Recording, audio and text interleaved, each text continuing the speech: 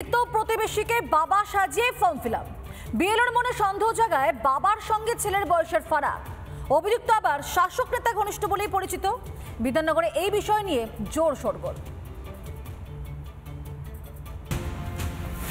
Epic number চুরি করে জালিয়াতি, এসআইআর এর আবহে ভুরি ভুরি অভিযোগ সামনে এসেছে। এবার শোরগোল বিধাননগরের 20 নম্বর ওয়ার্ড এলাকায়।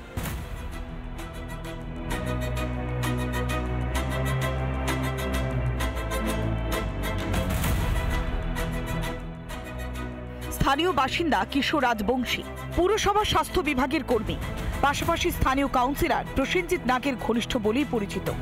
এ হেন কিশোরের বিরুদ্ধে উঠেছে চাঞ্চল্যকর অভিযোগ। এসআইআর যখন তিনি আবেদন করেছেন তখন তার কিন্তু মিসম্যাচ হয়েছে, অর্থাৎ তিনি মৃত দীনেশ রাজবংশীকে বাবা বানিয়েছিলেন, যিনি ওই ওয়ার্ড অর্থাৎ বিধাননগর পৌর নিগম 20 নম্বর ওয়ার্ডেরই মৃত ভোটার। ওনার নাম কিশোর রাজবংশী, এটা ঠিক কথা। ওনার বাবার নাম দীনেশ রাজবংশী, জীবিত, বাংলাদেশের ঢাকা নিউ মার্কেট হাজারিবাগে থাকেন।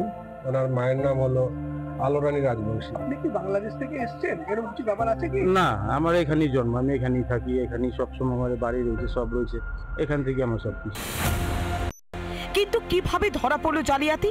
দীনেশ রাজবংশী কিন্তু তার যখন বয়স 48 বছর, তিনি কিন্তু প্রয়াত হয়েছেন এবং তার সেটা কিন্তু 14 বছর ইতিমধ্যে অতিক্রান্ত। এবং এই যে অভিযুক্ত কিশোর রাজবংশী, তিনি তার বয়স কিন্তু দেখানো হচ্ছে 48 বছরের কাছাকাছি, 48 বছর তার বয়স দেখানো হচ্ছে। অর্থাৎ দেখা যাচ্ছে যে যাকে তিনি বাবা সাজাচ্ছেন তার সাথে কিন্তু তার বয়সেরও কিন্তু খুব একটা বেশি পার্থক্য নেই।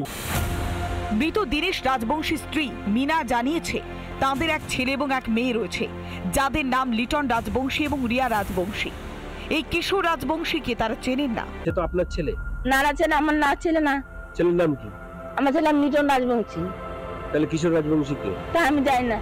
বাবার নামে তো আপনার স্বামীর নাম রয়েছে। সেটা থাকলে কি বৌমা নিজে বানিয়েছে, আমি যা বলতে পারবো না সেটা। দীনেশ রাজবংশী তাহলে কিশোর রাজবংশীর না, বাবা না, ওটা নতুন করে বানিয়েছে। এই সমস্ত কারচুপি ধরা পড়ে যাবে বলেই কি প্রথম থেকে এসআইআর এ এত আপত্তি শাসকের?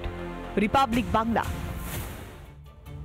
নানা ধরনের কন্টেন্ট দেখার জন্য লাইক করুন, শেয়ার করুন আমাদের ফেসবুক পেজ, সাবস্ক্রাইব করুন আমাদের ইউটিউব চ্যানেল।